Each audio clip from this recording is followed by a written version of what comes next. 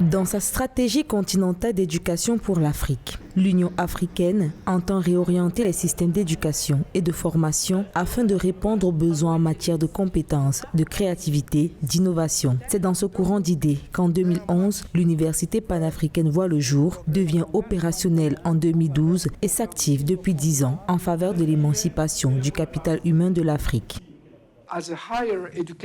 En tant qu'institut d'enseignement supérieur promouvant la qualité et illustrant l'excellence, l'Université panafricaine a enregistré plusieurs réussites d'anciens élèves.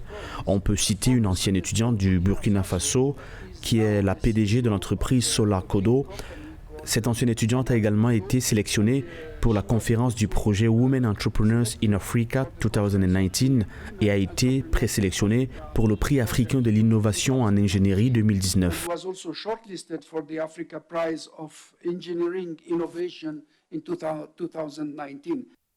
Face aux défis du continent en matière d'adéquation entre formation et emploi, la Commission de l'Union africaine pour l'éducation entend injecter en permanence des ressources qualifiées pour stimuler le développement de l'Afrique. C'est ainsi que plusieurs programmes sur la lutte contre les changements climatiques ou encore des recherches sur les plantes médicinales voient le jour pour répondre aux besoins majeurs du continent.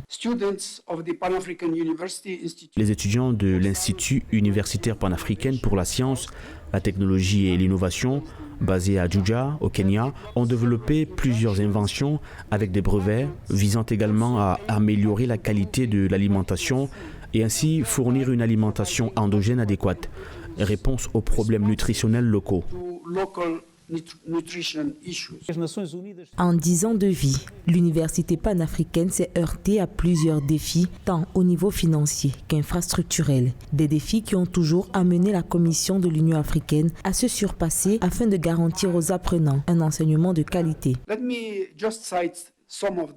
Permettez-moi de vous citer quelques défis de l'UPA. La consolidation de la structure de gouvernance dans cette université panafricaine.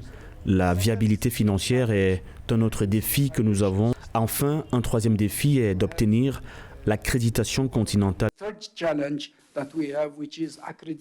Pour la commission chargée de l'éducation à l'Union africaine, le plus important est de soutenir le potentiel humain. À titre de rappel, entre 2012 et 2021, 2600 étudiants ont bénéficié des bourses de l'Union africaine et à ce jour, plus de 1600 étudiants ont été diplômés. Un soutien visible qui démontre l'implication de l'Union africaine dans la promotion d'une éducation de qualité innovante qui insiste sur la collaboration intra-africaine.